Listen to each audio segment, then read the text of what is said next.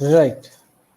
So before we start the session, I would like to say that all of your questions, please keep all your questions in the Q&A section so that we don't miss out on any of your questions.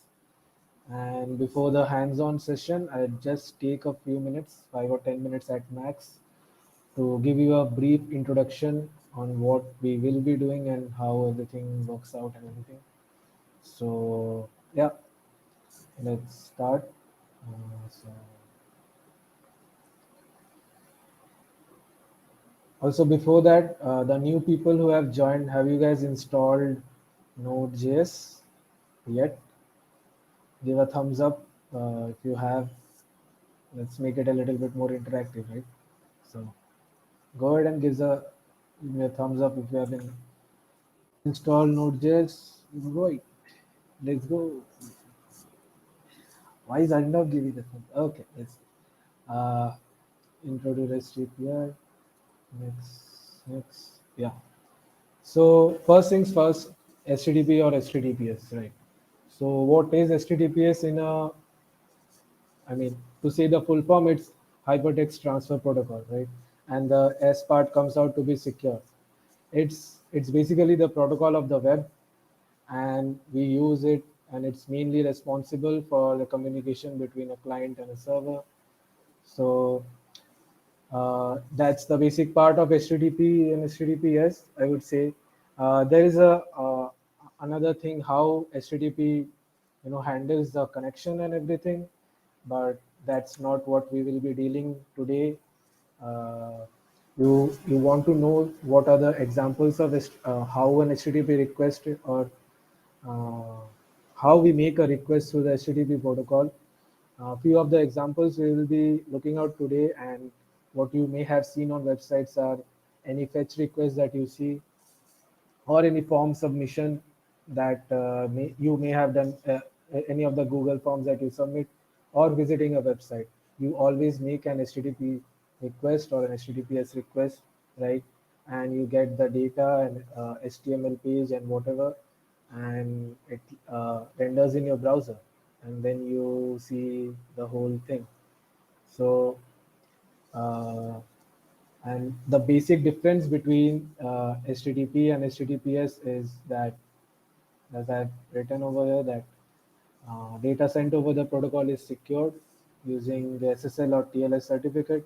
It's also a totally different topic for now, so I'll be skipping over to that. But yeah, keep in mind that in HTTPS, whenever you are logging in somewhere or entering any kind of uh, secure data, or very what should I say, credit card data or debit card data, or your Facebook login information or whatever, make sure that you are always on an HTTPS website, which has a secured connection, right?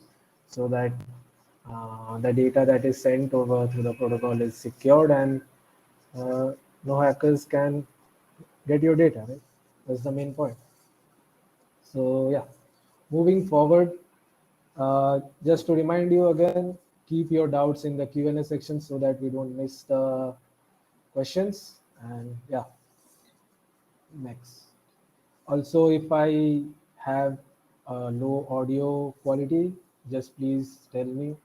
Ubuntu tries to not, Yeah, I mean, that's why I'm here. yeah, yeah, right. So yeah.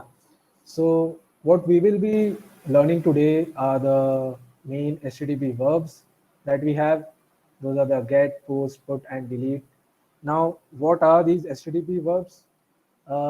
In a way, you can understand it as like a method, a standard method that is defined for us to, interact between the client and server. So suppose that I make an HTTP request, I make a request over the HTTP protocol, and that gives, I mean, that is set to have a get, that is set to be a get request, right? So what it would mean is that we are retrieving any kind of data that is there on the server, or any kind of resource that is there on the server. And similarly, as you can see that post means to create a resource on the server, or put means updating the resource, delete means deleting the resource. As a pointer, I would say that a resource is anything that is uh, there on the database or on the server that the server sends back to the client. So everything in this scenario we treat as a resource. For a few examples could be, let's say, a blog post, right? So a blog post may have a lot of details, the whole blog itself, images and everything, your username, password, and all of that. Not password to be exact, but username. Uh, so those are all resources that are there on the server or on the DB database. And the HTTP verbs is a standard method that we use to, either retrieve, create, update, or delete. We'll be looking into this in just a few minutes. So let's move forward. Next, we have the HTTP status codes, right? So whenever you make a request over, let's suppose you make a request over to google.com, right? So either you uh, receive the uh, either you get the page, you don't get the page, you receive an error or something. So how we define that is with HTTP status code. As you can see that if the status code of the response, we'll talk about, I'll give you a brief demo on how a particular uh, request is seen in the browser. I'll go over that, but just for now, let's keep this a little bit in the presentation mode. So yeah, so if the HTTP status code start from 1, that's informational, 2, that's success, 3, it's a redirection message, 4, client error, and 5, server error. Basically, we focus on the success, client error, and the server error, right? Success is basically whenever the HTTP request you have made is successfully handled by the server and you get a proper response, right? A client error is when the client is making a wrong request to the server, and the server is not able to, you know, uh, the server knows that the request is wrong, so it sends out a 4xx HTTP status code, and that's a client error. And next is the 5xx, which is the server error, and that is basically whatever mess that is there in the server, right? So if there is any null check that you have missed, or any DB crashed or the server crashed, then it will give a 5xx error, and that would be pretty bad, right? So we don't want to have any kind of 5xx error. We need to handle all the edge cases, and yeah. So next is, you can see there are pretty common, some of the common HTTP codes that you will find around. I'll not go over these. We'll share the presentation. You can check these out. And I've also shared the link over here. So yeah, let's move forward. Keep your doubts in the Q&A section, right, folks? Yeah. Yeah. Let's see. Right. So this is the interesting part. API, right? What's the full form of API? Of course, it's application program interface. And what it is, it's basically, as you can see that API tells you that, hey, I'm your messenger, right? So yeah, it's basically just that. It's just a messenger. It takes your request, it delivers it somewhere, probably a server, right? And it gives back you the response which the server gave to the API, right? So I have this example, as you can see, if everybody can see it. So, right. It's a very basic example. It's a hotel restaurant situation, not a hotel, sorry. It's a restaurant situation where you can see there is a customer, there is a waiter, and there is kitchen. Of course, there is a menu, but we'll talk about it in a little bit, right? So what happens is that a customer places an order to the waiter. The waiter takes the order, goes to the kitchen prepares your food and everything, and the waiter takes the order from the kitchen then, and finally the customer gets the order. So in this scenario, please, every one of you, please tell me who is the API, who is supposed to be the API, right? I mean, in this scenario, if you get that right, waiter, right? Yeah, noise, right? That's absolutely right. It's the waiter. The waiter is the API, is the so you have pretty much got the concept of what's an API is, right? It's not necessarily always bound to web applications. It is always, I mean, wherever you can project this kind of implementation, that's an API. If it's let's suppose if it's a function, right?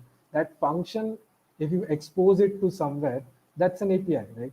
You can use that function to perform something and then return something, right? That's an API. So yeah, it's waiter is the API, the kitchen is the our server. In this case, the customer is making, let's suppose the client is the customer, and the menu is are the endpoints. So we'll talk about this in a bit, but yeah, just keep in mind that the menu are the endpoints. Oops, abstraction. Okay, I'm not sure what you are telling here. Just move it to the Q&A. I'll take it later. Right. Uh, so yeah, so the menu are the endpoint. We'll just keep that in mind for now. Endpoints are something that we hit. We'll go about it. Yeah. Uh, yeah. Next is REST API, right? The main topic of our day, that is the REST API. What's the full form? Of course, it's representational state transfer. It's basically an standard. It's a standard that developers all around the world have established. It's just a standard that everybody follows, and it's very easy and very beneficial for the web. I mean, everybody uses REST API in a way. So it's what does my PPT say? It says architecture style to design network application, right? It's very, all of those words. Uh, Architectural style. So as I said, it's a style, it's a standard which we follow to design a network application. So a network application could be your web application, your Android, your mobile application, right? So how we connect over that that style, I mean the client to the server connection, that style, the standard that we have, that's a REST API. I mean, what standard are those? I have written, right. I'll go over that right now. So sometimes people get me confused with RESTful API. Yeah. So yeah. So RESTful API is pretty much the same.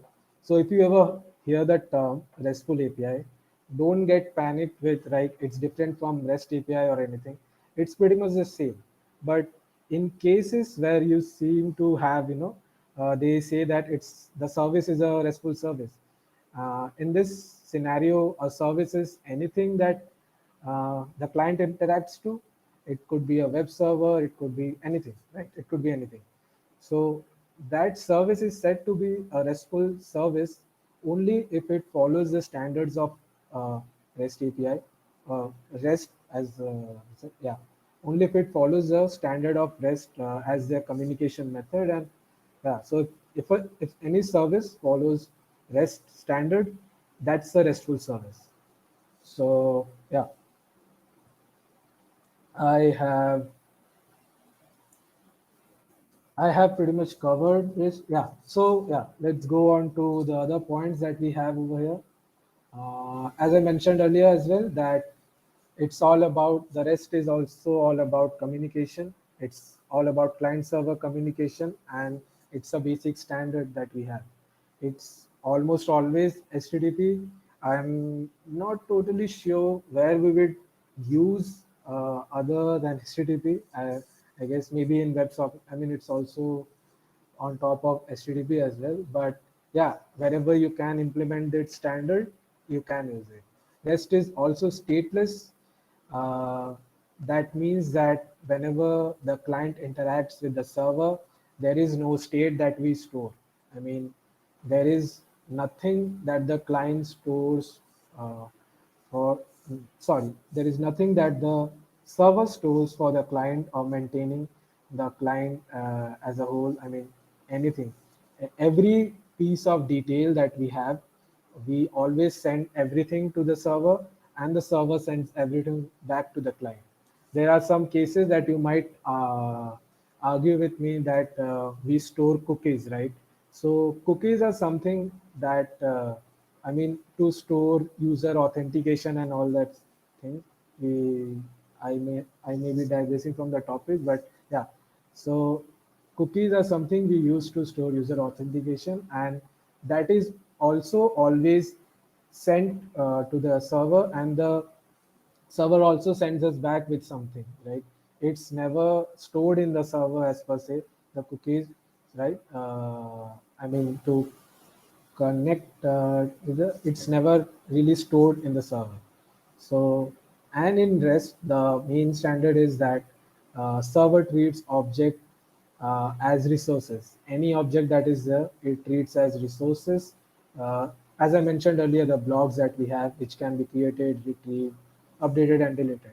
That's the CRUD full form that you might know. Yeah. So benefits are there, as I would have say that it's standardized. It's standardized all over the world. It's highly performant due to caching support. We can talk about this later.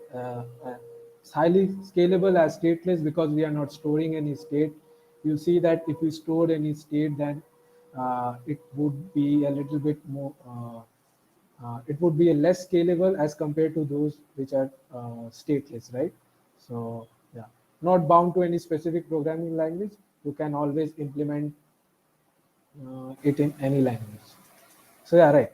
So to conclude all of this, that API is our messenger, and REST lets us use the request response to format those messages, right?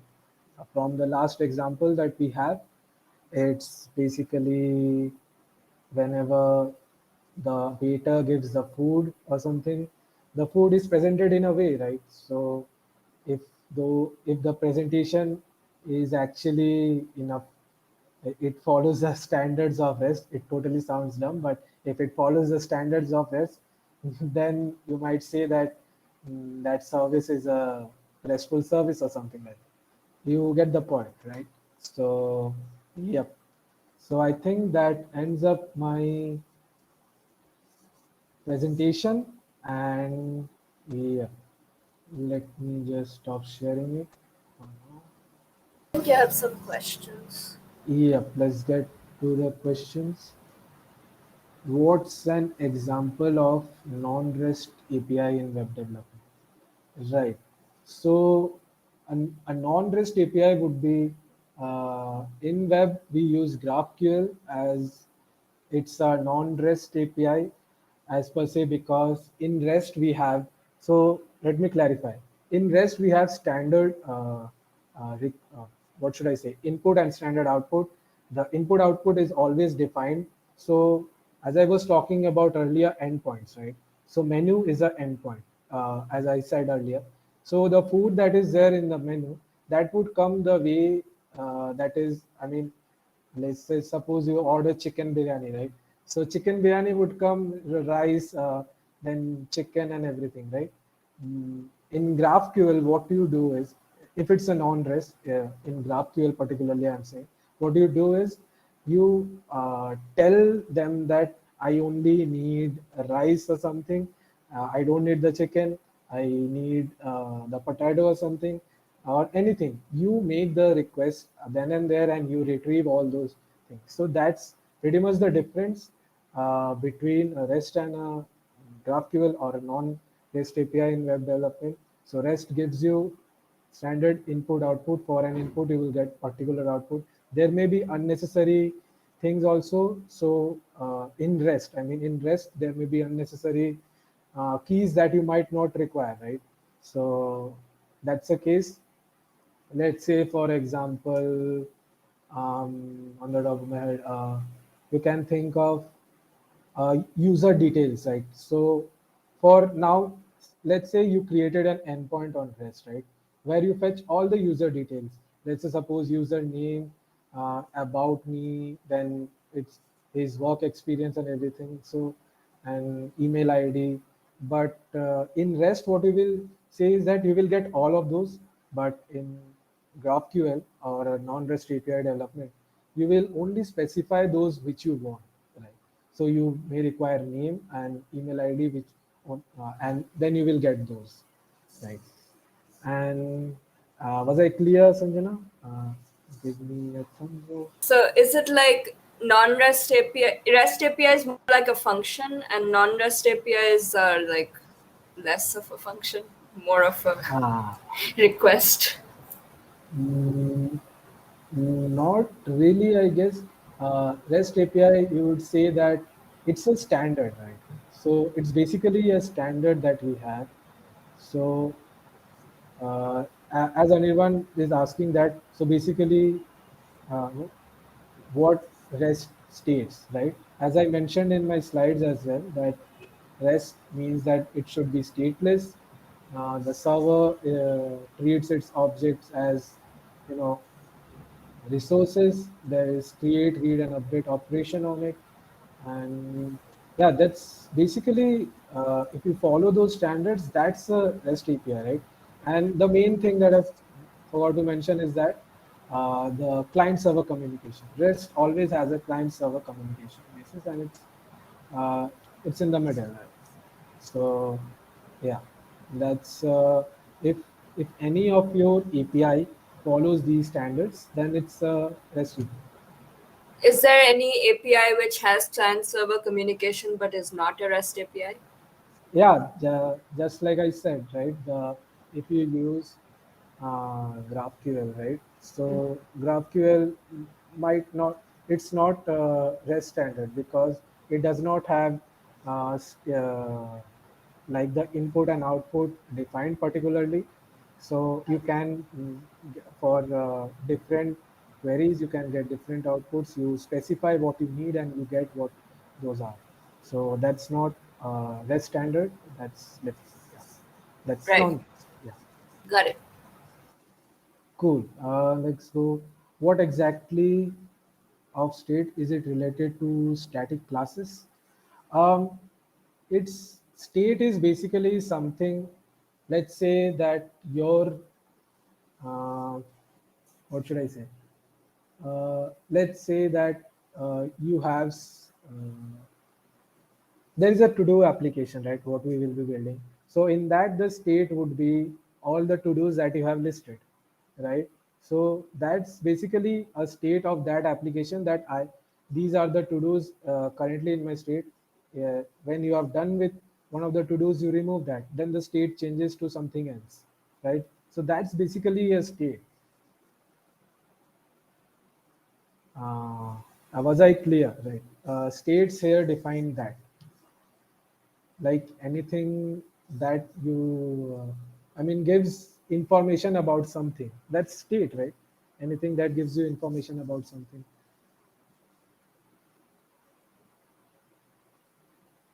And the one not following standards uses particular function in the, yep, absolutely, yeah, that's the main thing, yeah. Right, let's jump on to the hands-on session, right? Yeah, I'll share my screen.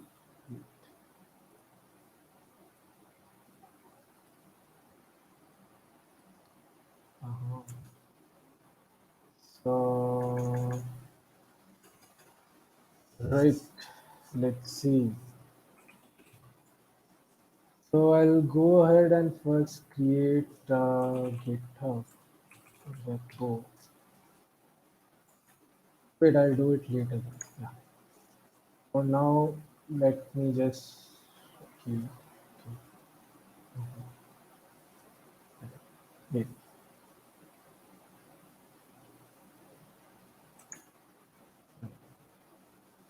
So all of you can make a, let's start with making a project folder, right? So we'll create a directory, intro to React API, right? Let's create the directory, enter into that directory, and now we'll be I'll be using PNPM as my node package manager. If any one of you uses NPM or Yarn, you can go ahead and use that. NPM might be a little bit slow, but let's move past that. And so, yeah. So what I'll do here is I'll simply do PNPM init. And that's the command. Okay. It's PNPM init. So just fill up, just keep on pressing enter. It doesn't matter right now. Let's keep on pressing enter. And I'll open up my VS Code.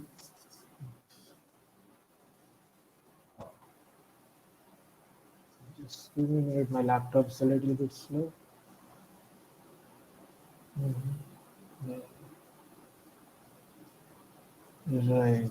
So we created, when you actually create, when you do an npm init or pnpm init, you will find yourself with something like this, right? Uh, let's install some packages over here. First would be what we are doing today is Express.js, right? We'll be building on top of Express.js our REST endpoints. So we'll add Express.js. We'll also add NodeMon for development purposes. Uh, and I think that's it. We'll only require these two, and just wait for a few minutes and it will install. If you are using npm, it will probably take a lot of time. I lost you. What did you do right now? Um, I installed enpm. I installed Express.js and NodeMon. I'll wait a second. Just go over here. If you are using PNPM or NPM, Acha, Arnab and Anika are there. So could you just please help them with the commands if they stuck out? So that's basically PM. I'll copy paste this way. Just replace this with npm and you are good to go. Yeah, just replace this with your npm or whatever package manager you are using. Express. Okay. Okay, sorry, it's Express, not Express.js. No. We'll simply just remove this. Then npm remove, I guess. Express.js. We'll just simply add pnpm I and Express.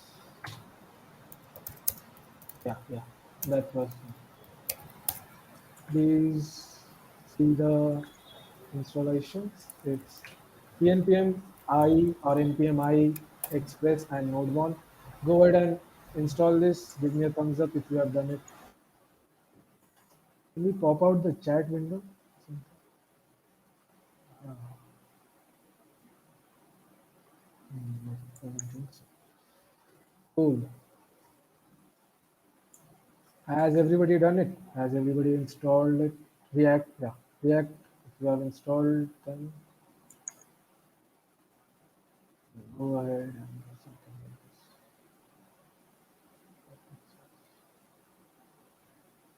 this. Yeah. Yeah, there are few of you. So I'll move forward, I guess. How many people are there? 37 now. I'll wait for a few minutes for you guys.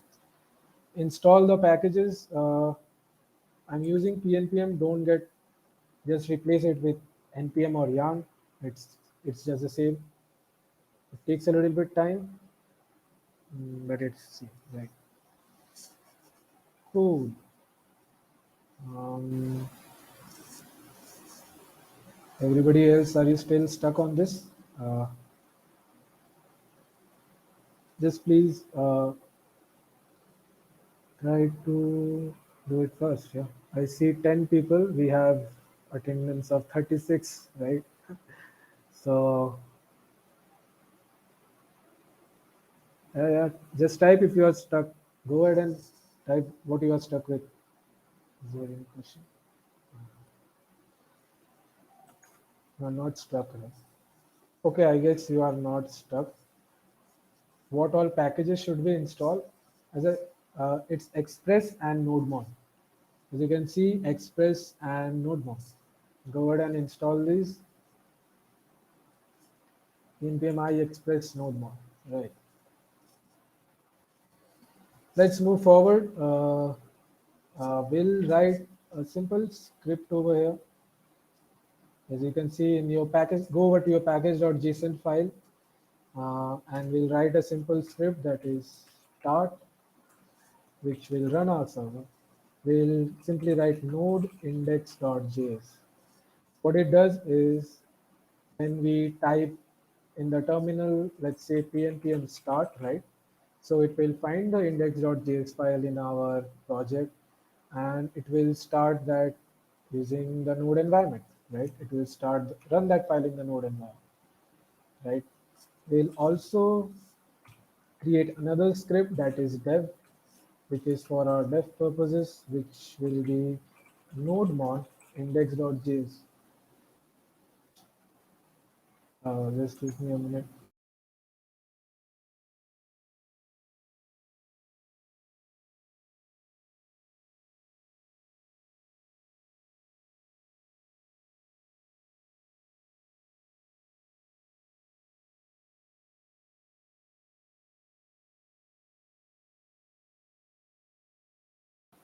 Oh, was I unmuted?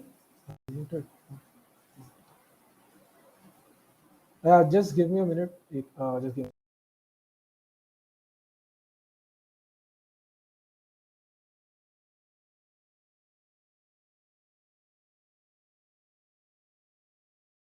Sorry. I'm so sorry. Right. I have to install NodeMon also? Just go ahead and install NodeMon, because that would be.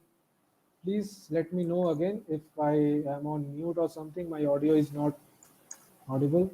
I can hear you just fine.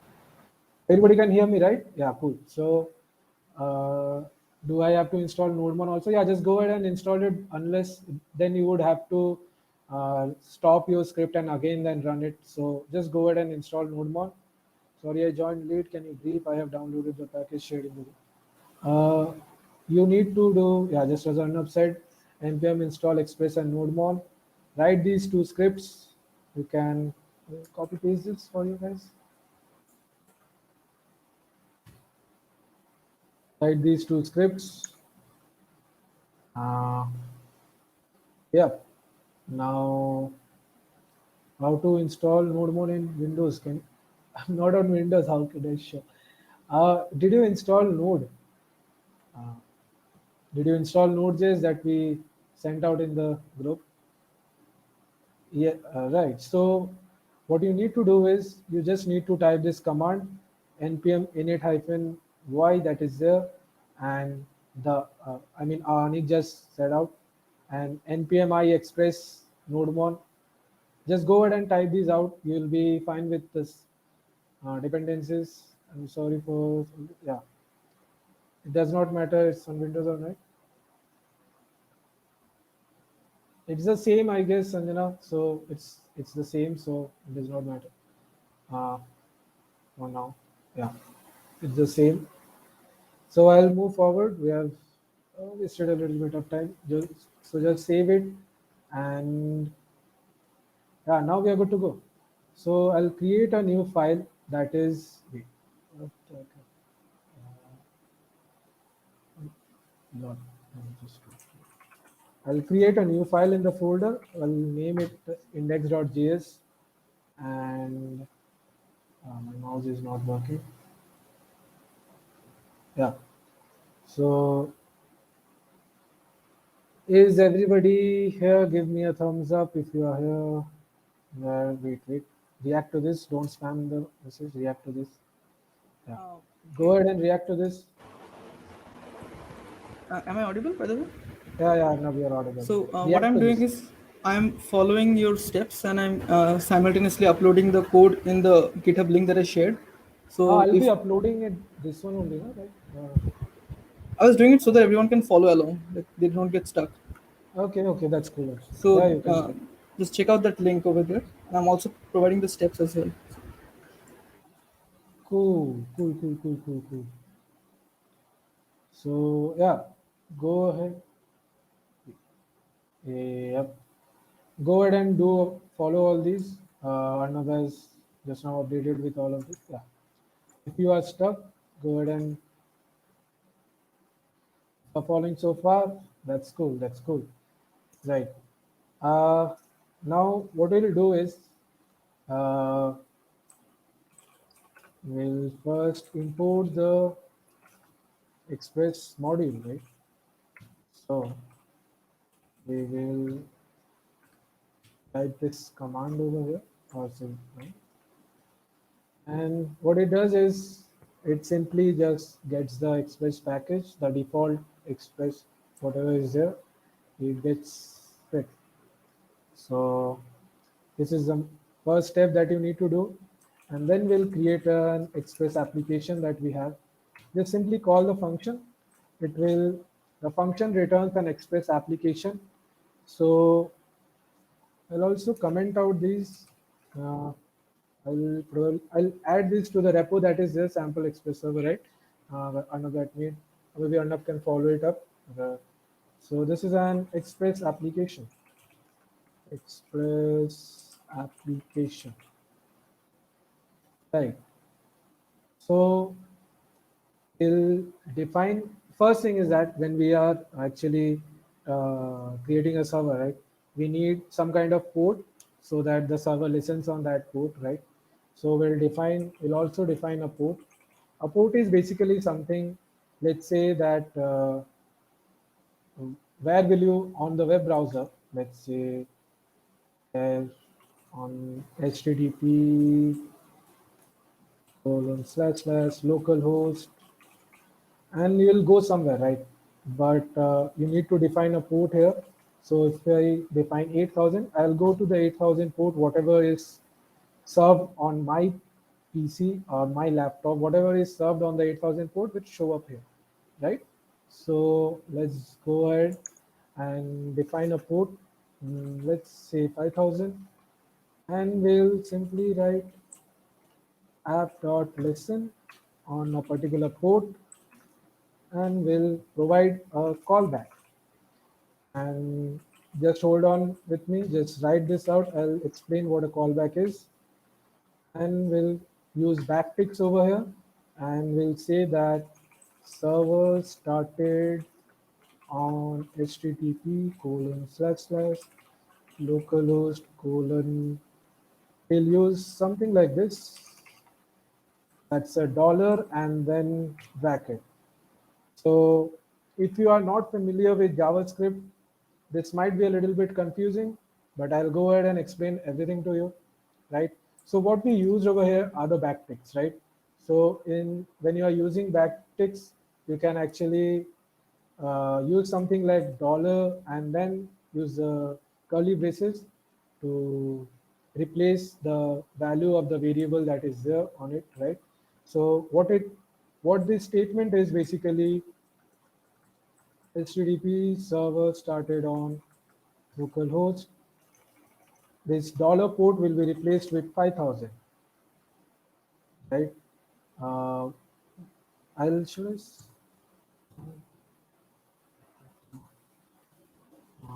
Is my screen visible, right? I should have zoomed in. Visible. Yeah. So what's the arrow after? That's I forgot what is this called now. That's hey, what is this called? I forgot what is this called. Arrow function. Yeah, that's an arrow function. Sorry, that's an arrow function. I totally forgot. So let me actually let's okay. What I was, so this console log statement prints something like server started on HTTP localhost : 5000. Right. So what I was saying is that this arrow function. So in JavaScript, what we do is we define something like function, then we give a name to it, name, then function, you might know this kind of syntax. This is basically very simple syntax. We have defined it's a function, then it's a name, then we give parenthesis, and then the body of the function. Here's the let's say body of the function. The same thing can be written as const name equals to parenthesis, then the arrowhead, and this. It's totally the same. Here you define the name. This is the earlier versions of, and this is the ES6 syntax, ES6 standards of doing declaring functions, right? So this is how we used to do it earlier. I mean, before ES6, that's I guess common JS, right? That's common JS, and these are in the ES6 standard. Yeah. So what I have simply done is without declaring the, we can also, let's for simplicity, let's write this as callback, as you have understood it this far. So we will pass the callback over here, and we'll simply say that console log server started at HTTPS dollar in 4. So yeah, you get my point. So now that we have declared the first part of our app, so what it does is simply the app starts on the specified port. When the app starts, it simply calls this function that we have provided to it. And when we call this function, we'll be logging this stuff. Now to start this whole process, I mean, to start the server, we'll go ahead in the console and type pnpm start or wait second, it cannot access. Okay, it's we'll be defining this. Sorry for that. We're defining this earlier. Yeah, just go ahead and call it, define it earlier because, of course. So that's a JavaScript. Yeah. So we'll simply do pnpm start. What the heck?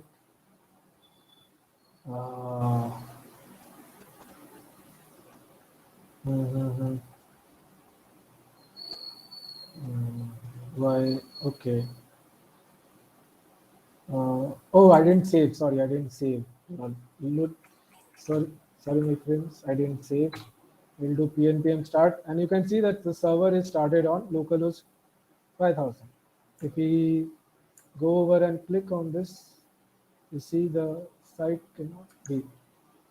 Have I done HTTPS? Sorry, it should be HTTP. Don't do HTTPS. HTTPS is something different. We don't have any secured connection or TLS certificate or like that, so don't do that. We'll save it and start again. So we go over to the localhost 5000, and we see that there is something. I mean, earlier, let's say we go to HTTP localhost 8000. It shows as a localhost cannot, I mean, we refuse to connect, the site cannot be reached because there is nothing on this. But on this server, we have cannot get, right? So so yeah, let's go over here and see this. So what can you see over here, right? So when we are trying to access this, okay, so when you are on a web browser, so whatever request you make, it's always a GET request, right? The HTTP request method is always a GET request because you can't delete using, I mean, whatever you type on this, it's always a GET request because you can't delete. I mean, that's not the REST standard, and you can't delete from here, right? So yeah. As you can, now we'll go ahead and look in the headers of our request. That is, you can see that the request URL is this. this is in the inspect page. When you click on inspect and go ahead to the network tabs, you see that there is a request URL. There is a request method, which I talked about earlier. There will be get, post, put, or other.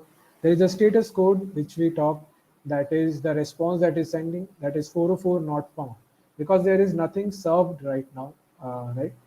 And there is a remote address. This basically means local host, and it's on 5000.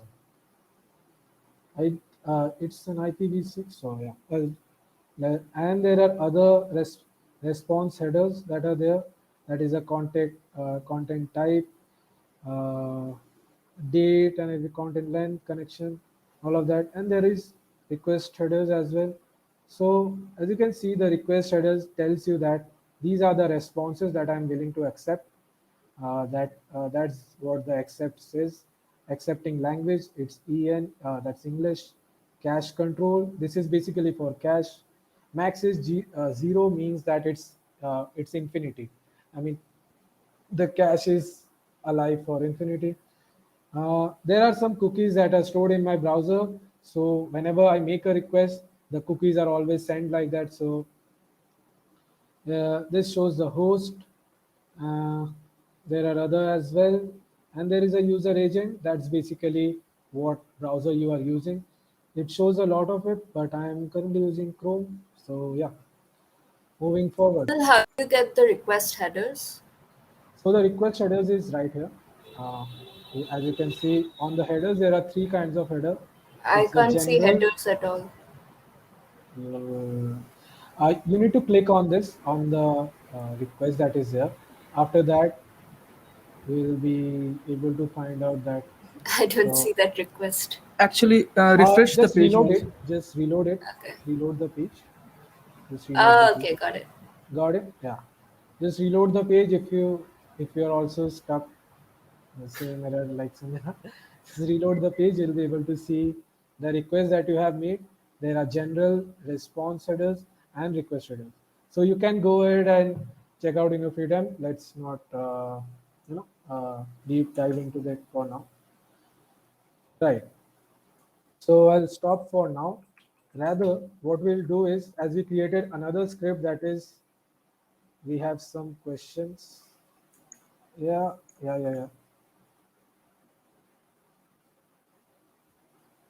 Can you explain port again? Uh, Ports are okay. So when you are on a system, right? So let's suppose wherever you are, there must be, this is a host. Ports are basically where a particular service is running. So on your system, uh, there are a lot of service running. Let me just show you. If I if I turn on my so there are a lot of systems running, and these all are not necessarily, but these all run on a particular port, right? These all run on a particular port. These services run on a particular port, and to locate those services, that's where we require the need of a port, right? Because if you only have this local host, how will you start up multiple services, and how will you stop those services if they are running on a particular port, right? So that's the basic use of a port. uh, yeah, was I clear? Arnab also said something, I guess. Ports are like endpoints that are, yeah, ports are like endpoints. Okay. Yes, I'll show you this. Let's back.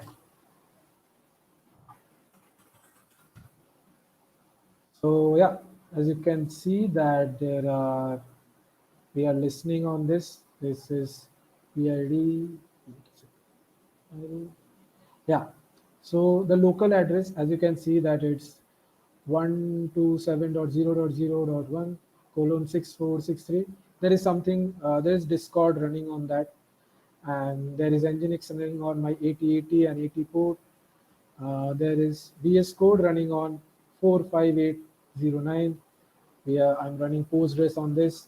So as you can see that It's basically a way to identify your programs, and uh, it helps you to host exists on OS of the machine. Yeah, yeah, yeah.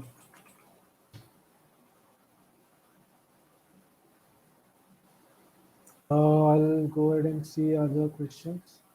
If you are using ES6, shouldn't we use import function such as, yeah, we should use import functions, right? Uh, for that, if you want to use, we can change this. Currently, I haven't changed it, but if you want to use ES6 as, I mean, yeah, just go ahead in your package.json, write type, and then go ahead and type it as module, right? So when you do this, the compiler understands that uh, these are supposed to be written in ES6 format. So you can go ahead and replace this with convert to EXS module, and this will work the same. What's the difference between IP address and port?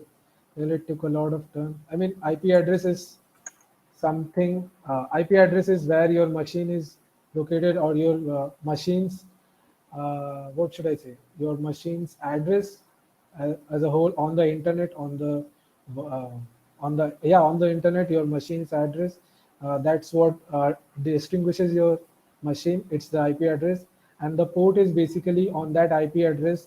Whatever the ports are there, there is something running on that port.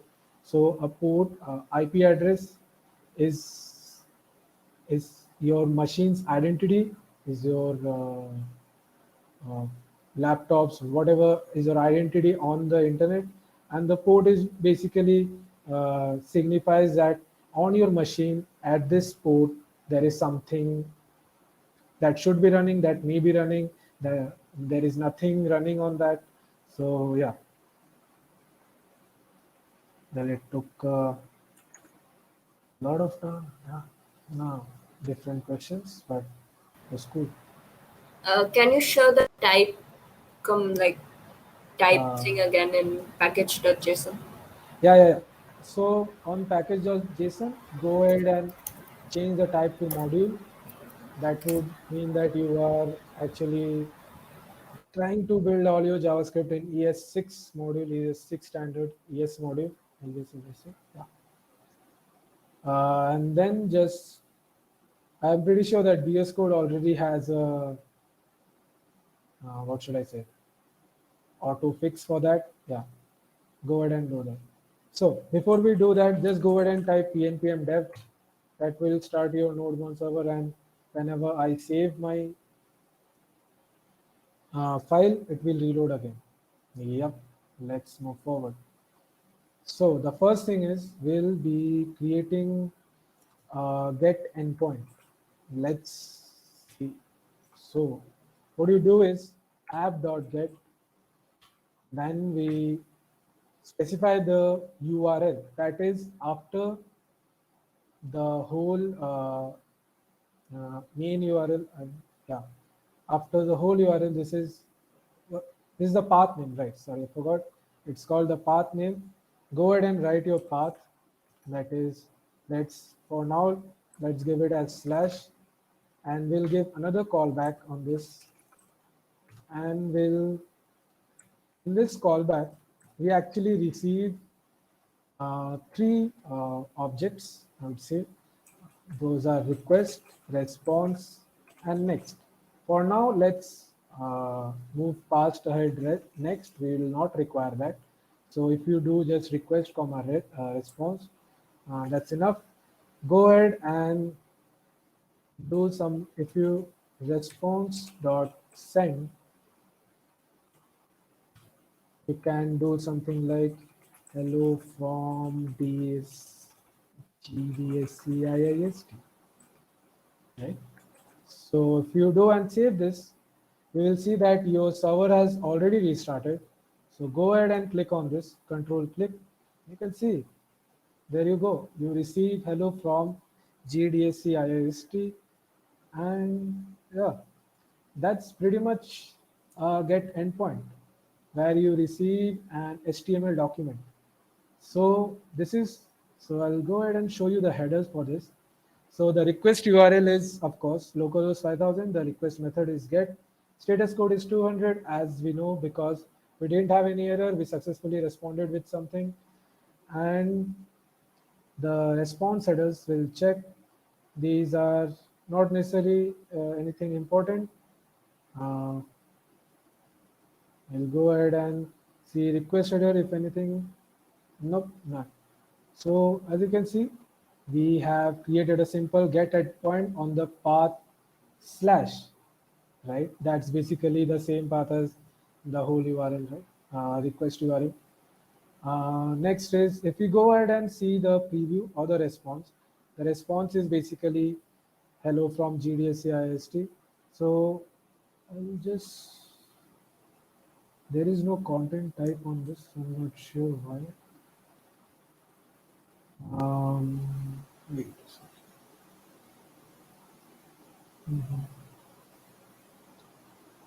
Okay, it's cool. Okay, so as you can see, we can also send out an HTML type of paragraph. Like if you do HTML tags, right? We learned HTML. We send out this kind of thing, an HTML H1 tag. Our browser will simply treat it as an H1 because it treats the whole response as a HTML document. As you can see, the type is document, so the browser renders it accordingly. What you can do next is here, as you can see, I was looking for this content type earlier. It didn't show me the content type. So as you can see, it's text/HTML. That means that the browser will render this accordingly as an HTML page, as an HTML view. Right. So moving forward with this, you can also send JSON responses. JSON is basically JavaScript object notation. I'll show you. It's a standard. So you can give out message and give a message, the same message, let's say, hello from GDSC IIST, and save it. And then you'll see if I reload you can see there is a JSON response. Now let's check the response headers, and you might see that the content type is application/JSON, because what we send out is a message, a JSON object. Express actually handles your content type. So I mean, browser also handles content type. So whenever you're sending a JSON, don't just send it in send file just for the sake of it. Send it in JSON so that it reads the content type is application/JSON. That way the browser knows that it's a JSON file and how to render it properly. Ooh, do we got any? Do you have any questions? And then can link a whole HTML file. Can someone give the code? Which code are you talking about? Okay, Arnav gave. Does that mean we can link a whole HTML file? You want to link the whole HTML file where? In the response? Anirban? Response.send? You want to link there? Yeah, I mean, yeah, you can do a whole entire HTML file. You can just send and it will receive. Yeah, that's basically what we do, right? Whenever we set up a, let's say server, right? So we actually send out the whole index.html file. So wait a second, I'll show you. Just wait. Let's go to google.com. Yep.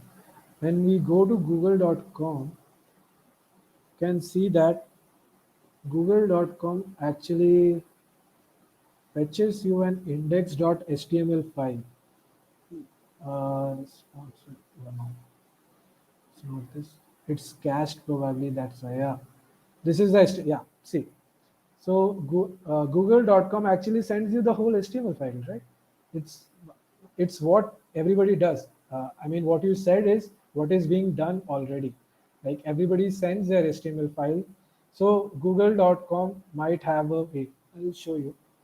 We're talking about ports, right? So see, this is a remote address. You go ahead and hit this port. Okay, won't be. I'm sorry, but I'm pretty sure. Yeah, can't directly do that. But if you go ahead and hit that address, it will redirect to the 443 port. And if you go ahead and 8000, it won't probably allow me anything. Might block me although, but let's skip that part. So any remote server, this is the IP address part, and this is the port part that we have.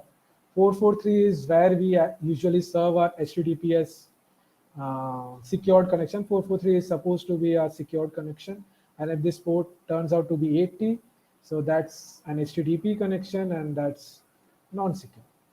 Right? Get my point?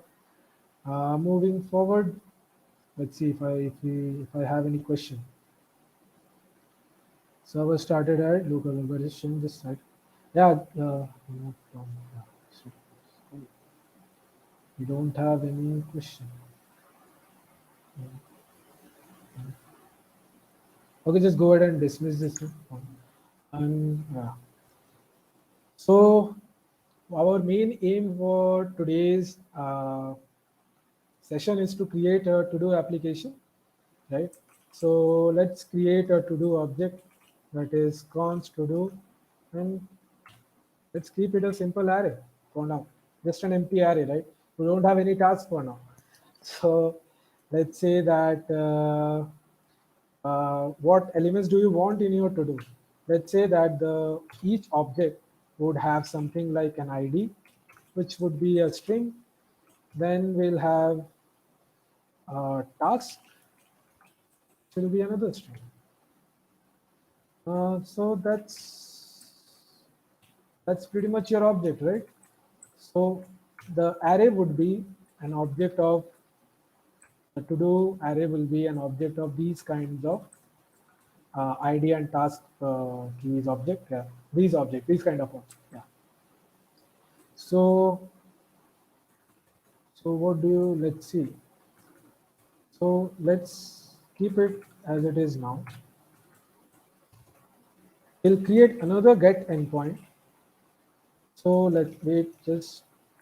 let's set our target for today. That is, we'll be creating and get endpoint where we receive all the to-dos, post endpoint where we create a to-do, delete endpoint where we delete a to-do, put endpoint where we update to-do, and another get endpoint where we receive a particular to-do, right?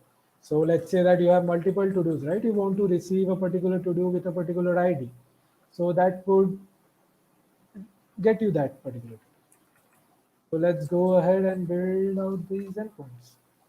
So let's first create the receive all to-dos. I mean, you pretty much know that what the receive, get receive all to-dos endpoint would look like. So create the path name, let's say to-dos, and we'll again take the parameters that are there, callback function, and we'll simply just return the response.json will return to-dos, to-do, yeah. We'll rename it to plural. So yeah.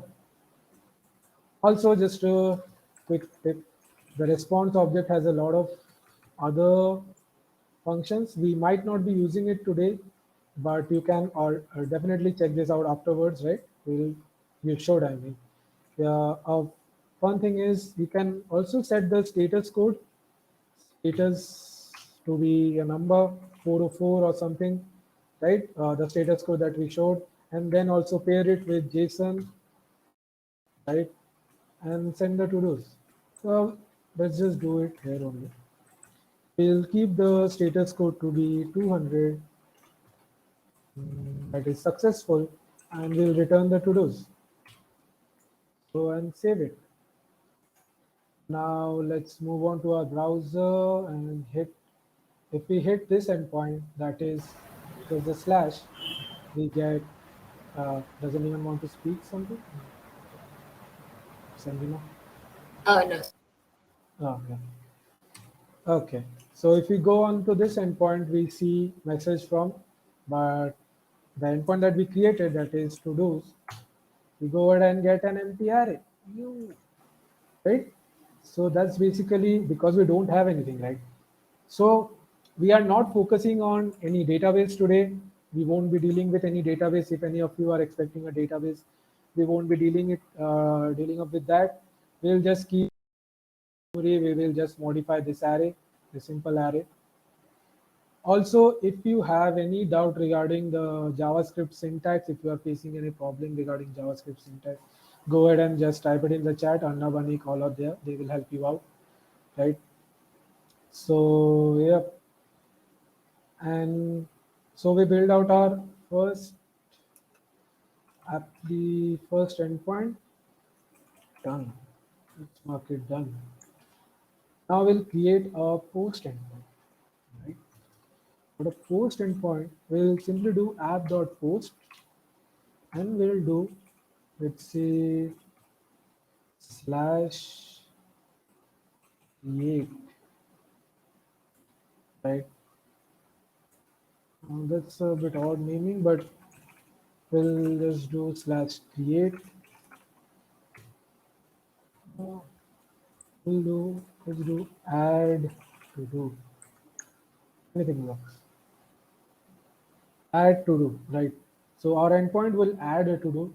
Try to always make your keep it to do slash new. That's also fine. Uh, so you can yeah, try to always keep this meaningful endpoints, that way the whenever you look at an endpoint, you know that you have a general idea what that could be, right? So when you get a to do, what we'll do is we'll simply push to the array. So we'll add an element to the array. So to get the element, now we'll require the element. Where do we get the element, right? So this object uh, body will get from request.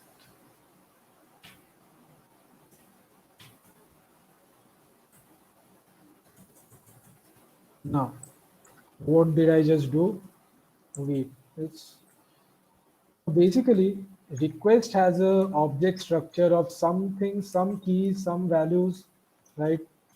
Key value something. There is also a key that is body, and there is something associated with that. Request is an object. There is a key inside that, that is body, and there is a value associated with that body.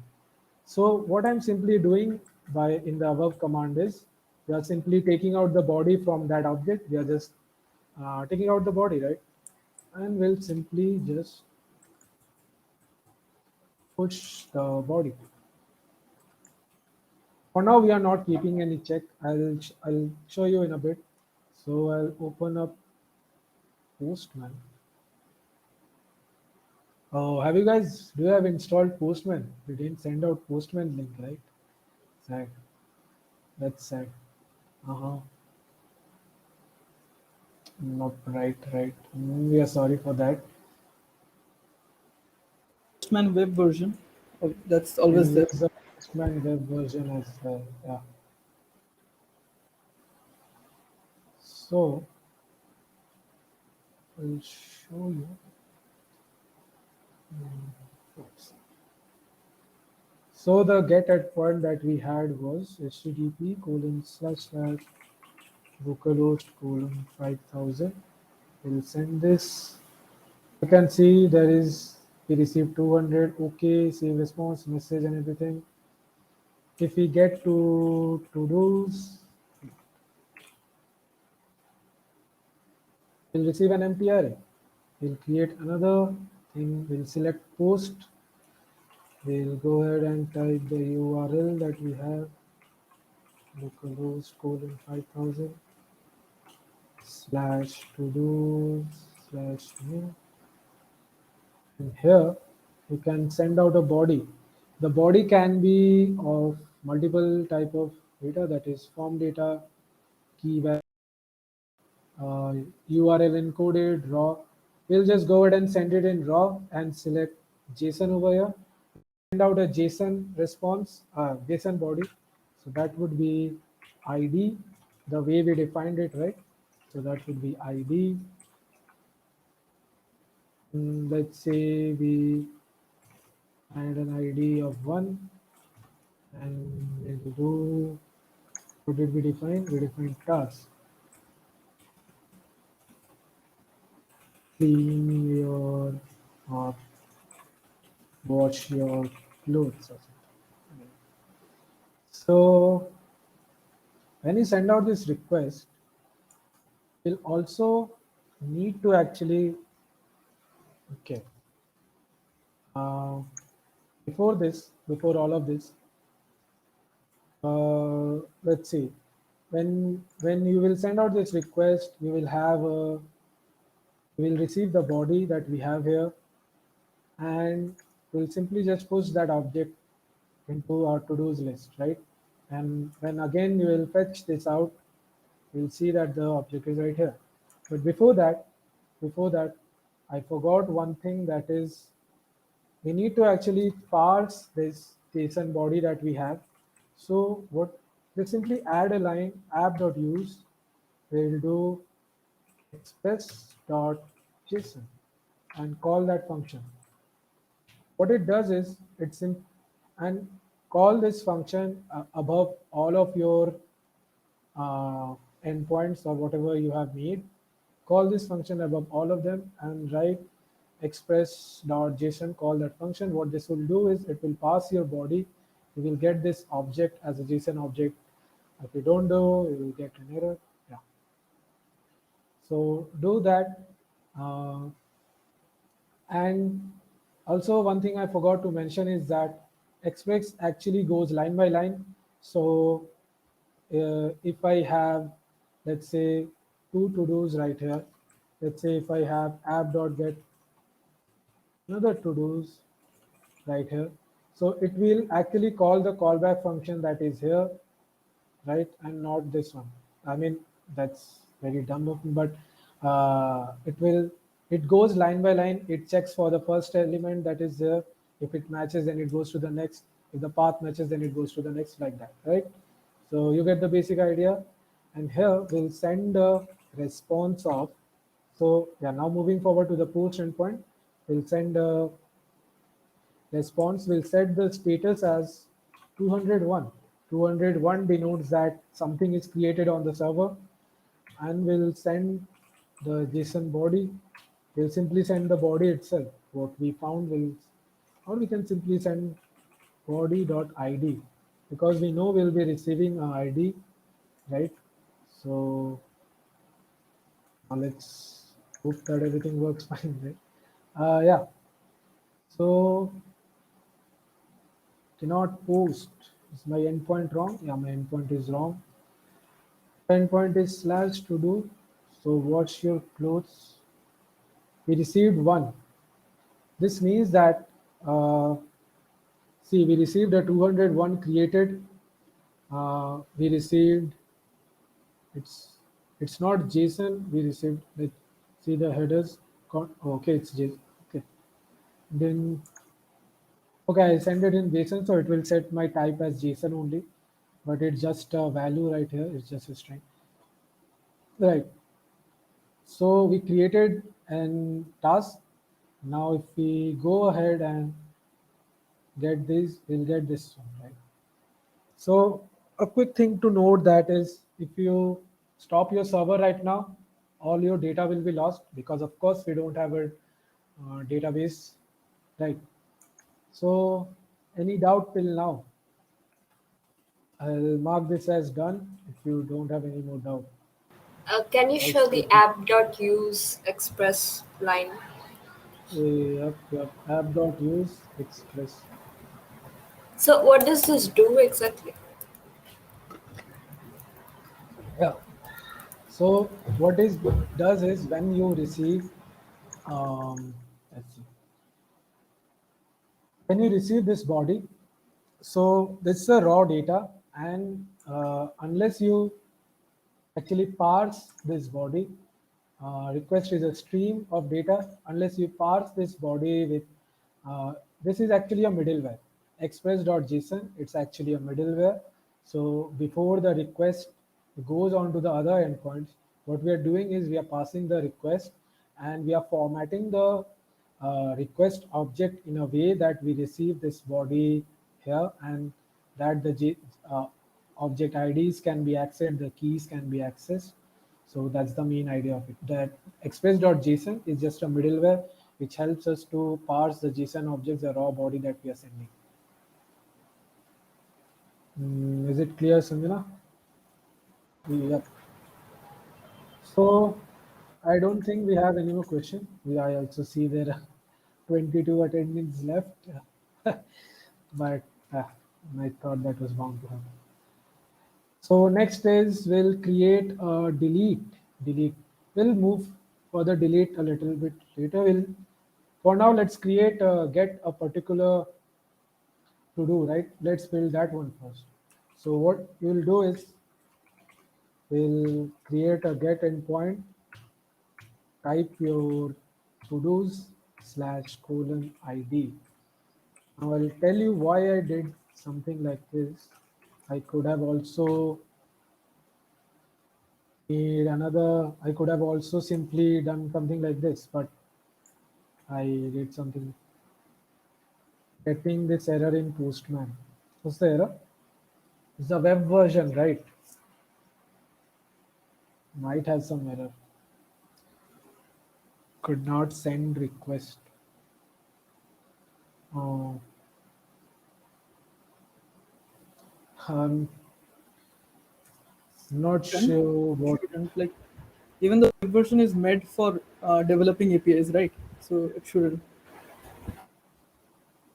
check if your server is running. Yeah, yeah. Check if your server is running. Yeah, that's web can't send to localhost. Yeah, that could be a point. Web can't send to a localhost. That may be. Yeah. If you got time, quickly install Postman. It won't take much. Server is running, right? Just quickly go ahead and install. Keep your installation in background and follow for now.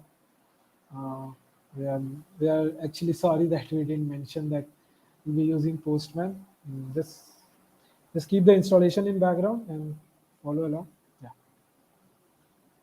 So what I was talking about is we'll be retrieving a particular to-do that we have. So yeah, what I could have done is I could have simply keep an ID of this sort, right? And but what I'm doing is /to-do/ID. So let me give you an example why we design our endpoint.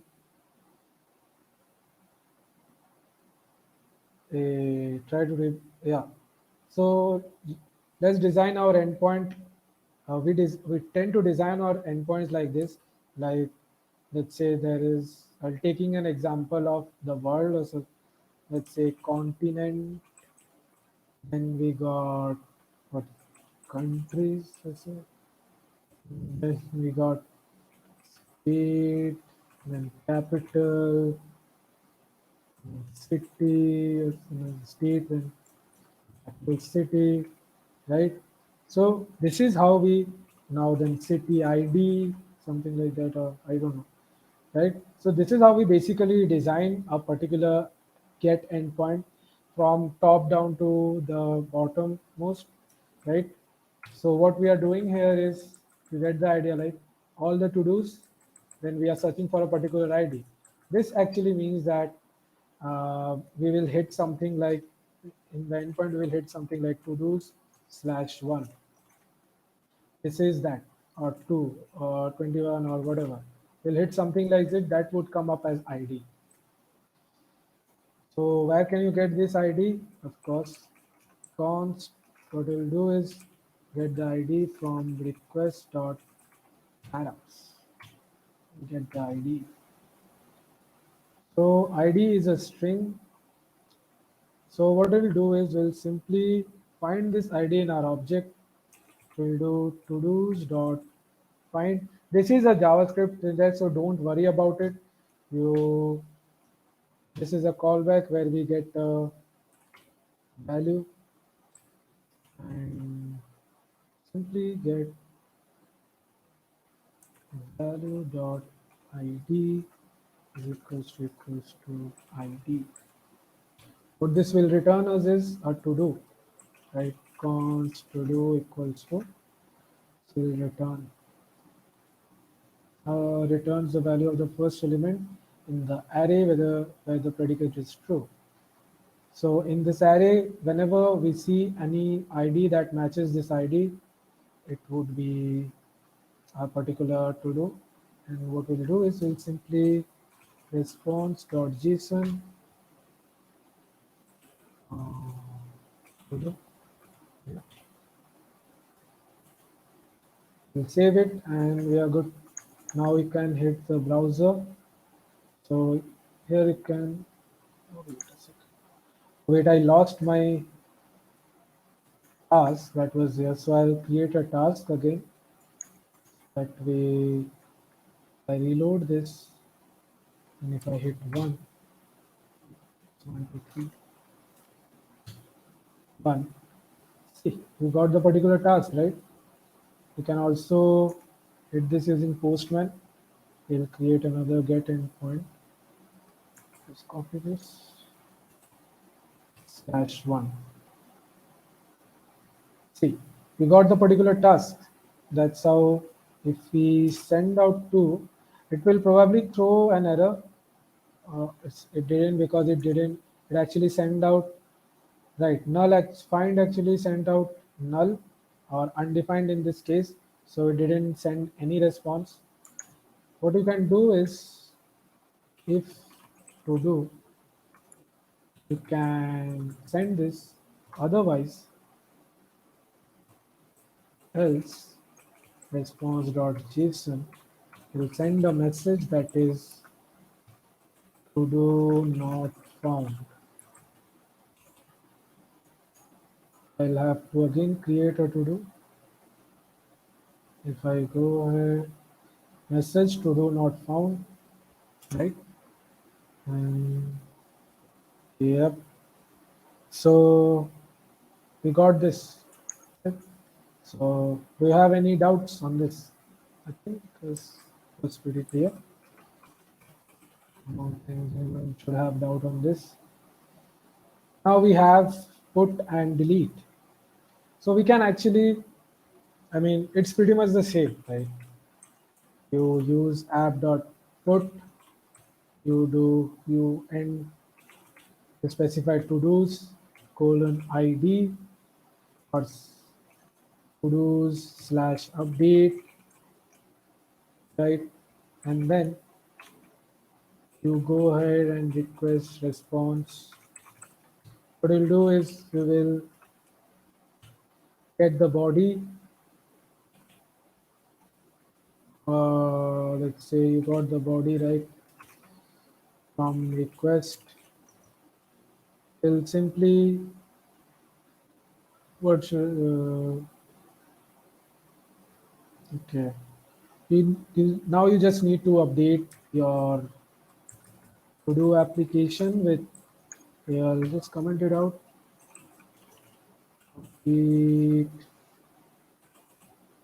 Update the particular to do with body.id. You'll get the ID in body. Similarly, you'll get app.delete to do /delete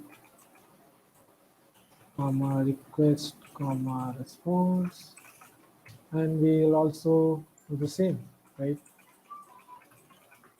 I will not be showing you how we will delete this in JavaScript because that's pretty redundant. You can Google it out. to do with body.id. So this is where you make your task, where you delete your ID, you remove it from the array. This is where you just find the ID and update it, right? So it's pretty basic, right? So that's I think that we are pretty much covered with all of the topics that we have around here. So in Postman, what we would do is we'll simply go ahead and see there are a lot other verbs as well. You can go ahead and look this out. So post is basically patch. What we'll do simply is put and update and give out the body. Right? We'll give out some body on this, like let's say ID. Of course, I haven't created it, so it's set it this. Yeah. ID one and go ahead and do something like what is it? Task, right? Updated task. Just go ahead and play around with this. See what the response comes out to be. Go ahead and check the what that response means, response status code means, right? If it's correct or not, right? And that's pretty much it. If you have any more questions, then go ahead and ask. Yeah. I'll stop sharing my screen now.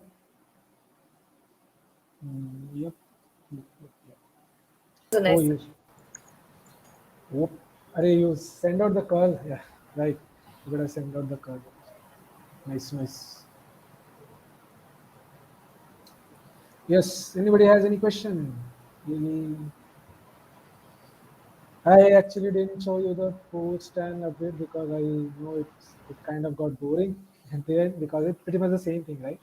So you can do that on your own. I don't think that it's necessary for me to actually show you around.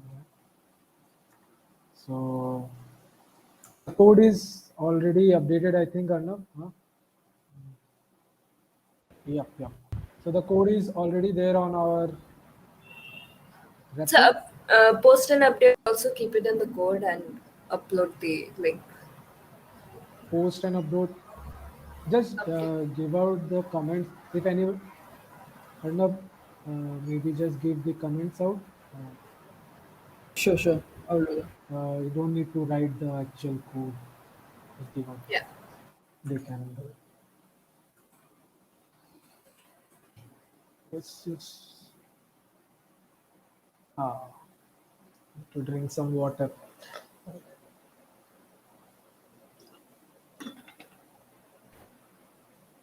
Oh, we lost a lot of people. Yes. Yep. Does anybody have any question?